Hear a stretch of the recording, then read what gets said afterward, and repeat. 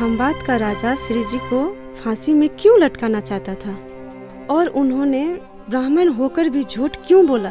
बहुत अच्छा प्रश्न किया आपने। घटना ऐसी है, उनके गुरु कहा करते थे, सत्य रक्षा के लिए झूठ बोल सकते हो, परंतु झूठ रक्षा के लिए सत्य मत बोलना। इसी कारण यहाँ श्री जी का पता न चले, इसीलिए ब्राह्मण होने पर भी उन्होंने झूठ बोला। रही बात फांसी पर लटकाने की, ये घटना ऐसी थी जिस समय मीरा ठाकुर जाम राजा के यहाँ दीवानगिरी का पद संभाल रहे थे। उस समय जामनगर के राजा और खंबात के राजा के बीच कुछ अनमनी सी हो गई। इस बीच में मीरा ठाकुर सामने आकर खंबात के राजा को नीचा दिखाकर दोषी ठहराकर जामनगर के राजा को प्रसन्न कराते हैं। तब से ही खंबात के राजा मीरा ठाकुर को अपना सबसे बड़ा दुश्मन मानता था। इसीलिए जहाँ कहीं भी मीराज मिले उनको फांसी पर लटकाने के लिए बेचैन रहता था। अच्छा, शायद इसीलिए उनको ठीक से संकेत मिले थे। फिर क्या हुआ संत जी? फिर मीराज ठाकुर छिपते छुपते धोराजी पहुंच जाते हैं। श्री जी, यह धोराजी का वही स्थान है जहाँ पर हमारी जमात आने वाली है। अब आप कुतियाना गांव जाइए और प्रेमजीत हावर को यहाँ ले आइए। जो आज्ञा स्वामी जी, प्रणाम।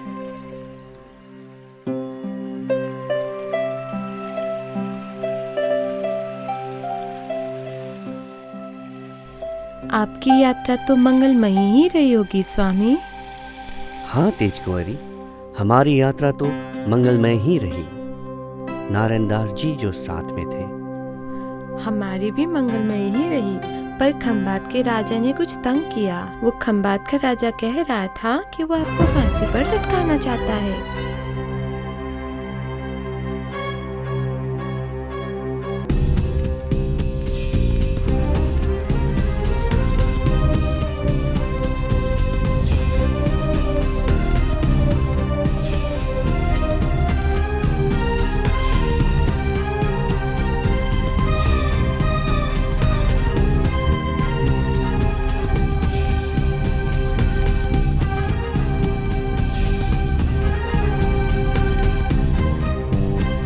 चलो, जो हुआ अच्छा हुआ।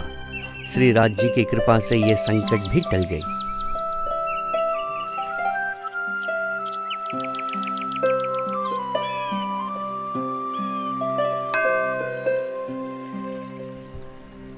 चलिए स्वामी जी, घर चलते हैं। वहाँ सभी आप लोगों का इंतजार कर रहे हैं। पिताजी, हम अकेले नहीं हैं, हमारे साथ कुछ सुंदर साथ भी है। आपको कष्ट हो सकता है। कष्ट की क्या बात है, आपके साथ साथ हमें सुंदर साथ की सेवा करने का अवसर प्राप्त हो जाएगा। यह मौका तो खुश नसीब वालों को ही मिलती है।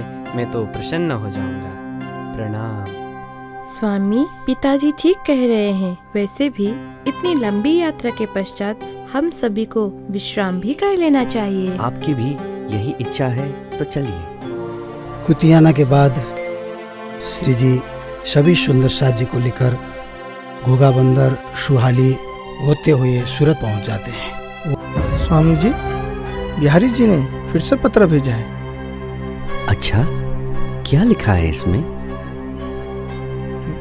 मिहिराज, मुझे लगता है तुम गुरु आज्ञा से विमुख हो गए हो। जिन लोगों को मैंने धर्म से बहिष्कार किया था, उन लोगों को पुनः धर्म में सम्मिलित कराकर तुमने मेरा अपमान किया है। तुमने सद्गुरु की बात ही नहीं मानी, वरना धर्म के रक्षा के लिए मेरे बताए हुए 3 नियमों, नीची जाति और बेवा को धर्म देने का इजाज़त नहीं, और तुम्हारे और मेरे सिवाय कोई गुरु नहीं, का उल्लंघन नहीं करते। लगता है तुम खुद को ही सद्गुरु से भी श्रेष्ठ समझने लगे।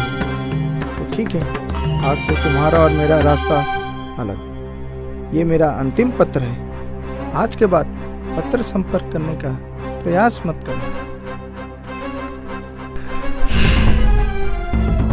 धैर्य रखिए स्वामी, राज्य सब ठीक कर देंगे। श्री जी, आप अफसोस क्यों कर रहे हैं? हमें पूरा विश्वास है सदगुरु श्री देवचंद जी आपके अंदर ही विराजमान हुए हैं।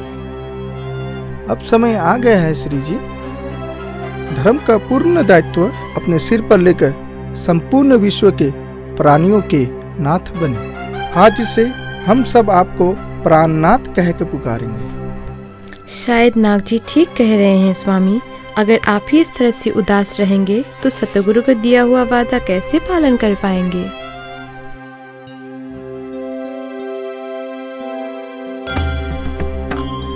ठीक है, आप सबकी यही राय है तो हमें मंजूर है। बोलो श्री प्राणनाथ प्यारे की जय। सभी सुंदर साथ जी को मैं शिवजी भाई का प्रेम प्रणाम। मैं घोषणा करता हूँ कि आज से मैं अपना घर श्री प्राणनाथ जी को समर्पित करने जा रहा हूँ और आप सबकी सहमति हो तो वहीं पर गादी बनाकर श्री प्राणनाथ जी की पधरावनी करेंगे।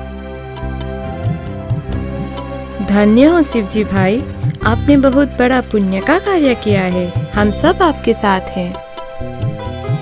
बोलो श्री प्राणनाथ प्यारे की जय।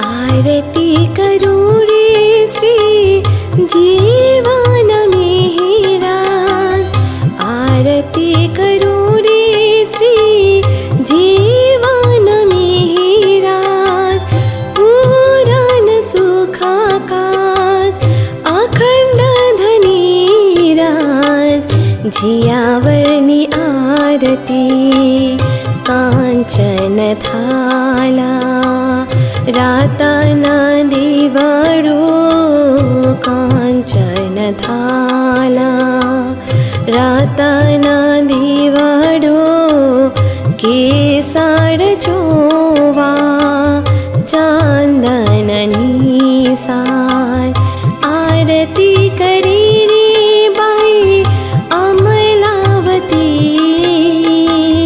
आरती करी रे बाई अमलावती, जीने हरे हर्ष अपार, अखंड धनीराज, जियावरनी आरती अखंड धनीराज, जियावरनी आरती। धन धन कोखा धन बाइनी, धन धन कोखा धन बाइनी, जेथी प्रकट्या लोक मगवाया, अक्षरातीत निज धाम धनी, अक्षरातीत निज धाम धनी, जेणे शब्दातीत शोभा, अखंड धनीराज, जियावरनी आरती अखंड धनीराज, जियावरनी आरती। प्यारे सुंदर साथ, आप सभी ने जो सम्मान प्रदान किया है और आप सभी ने जो उम्मीदें रखी हैं उससे मैं अवश्य पूरा करूँगा। शिवजी भाई, आपने जो जागने कार्य के हेतु से अपना घर सुंदर साथ को समर्पण किया, ये बहुत बड़ी बात है। भविष्य में इसमें दिव्य मंदिर बनेगा और यह मंदिर श्री महामंगलपुरी धाम के नाम से विश्व प्रसिद्ध हो जाएगा और यहीं से जागनी का कार्य प्रारंभ होगा और इसे जागनी पीठ भी कहा जाएगा। बोलो श्री प्राणनाथ प्यारे की जय। उदयपुर तालाबों की नगरी है। एक दिन अपने सारे सुंदर साथ को लेकर एक तालाब पर पहुंच जाते हैं। लालदास, क्या आप सभी सुंदर साथ को यहाँ बुलाएंगे? जी स्वामी जी। प्यारे सुंदर साथ जी, आप सभी से विनम्र आग्रह है कि आप सभी श्री जी के समीप आकर आसन ग्रहण करें।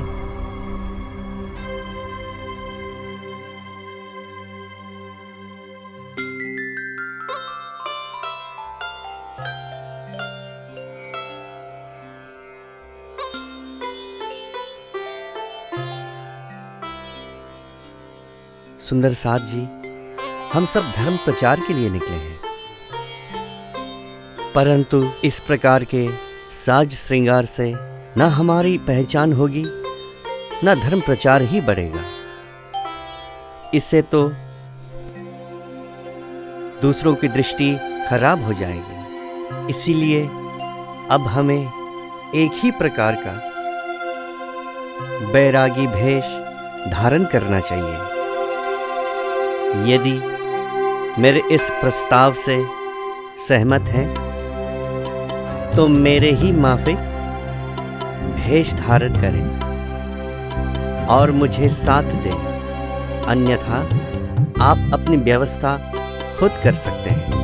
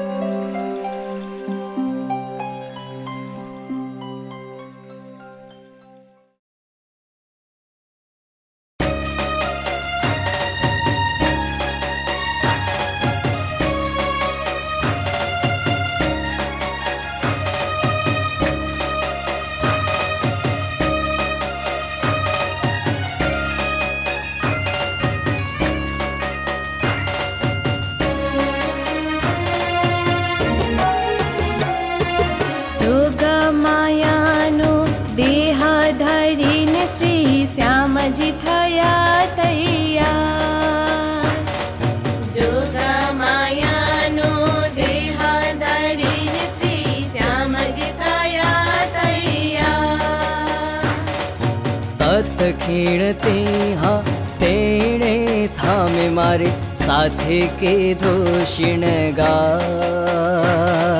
तथ खेड़ते हाँ तेणे ठामे मारे साधे के दोषिण गा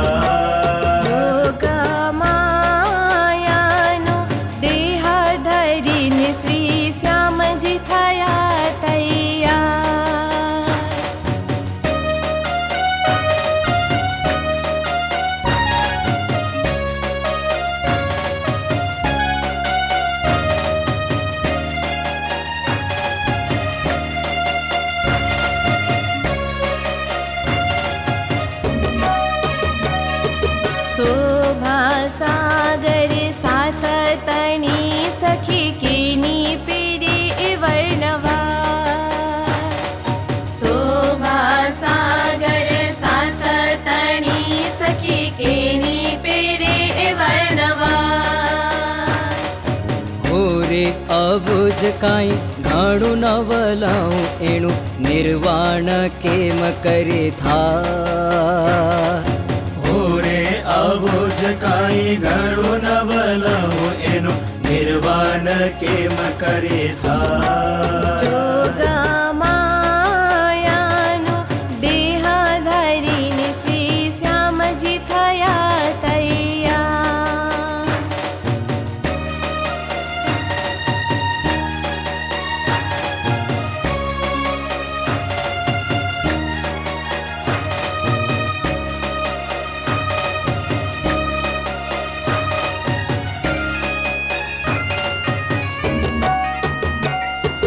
कोटान कोट जाने सूरज उदया ब्रह्मांड न माय झलका। कोटान कोट जाने सूरज उदया ब्रह्मांड न माय झलका। प्रगलपुर जाने सायर उलट्यो एक रस थई सर्वेना। प्रगलपुर जाने सायर उलट्यो एक रस थई सर्वेना। जोगा मायानु देह धरीने श्री श्यामजी थया तैया। जोगा मायानु देह धरीने श्री श्यामजी थया तैया। जोगा मायानो देह धरीने श्री श्यामजी थया तैया। जोगा मायानो देह धरीने श्री श्यामजी थया तैया। माता जी, सुना है औरंगजेब की सेना चारों ओर आतंक मचा रही है, अब क्या होगा? वही तो लालबाई, मेटा से आने वाला सारा खर्च पानी भी रुक गया। अब चिंता ना करे सखियों, प्राणनाथ जी सब ठीक कर देंगे। हम एक जमात में चलते थे, आज अलग अलग होकर रहना पड़ रहा है और सभी को घर घर में जाकर रोटी का टुकड़ा मांग मांग कर गुजारा करना पड़ रहा है। यही तो, ये अपने आप को लखपति करोड़पति मानने वाले आज भिक्षा मांग रहे हैं, इनको कैसा लग रहा होगा? भिक्षा मांगने से इंसान का अहंकार नष्ट हो जाता है, इसीलिए स्वामी जी ने भिक्षा मांगने का आदेश दिया है। अब चलो जल्दी जल्दी दाल बनाएं, सुंदर साथ रोटी लेकर आते ही होंगे।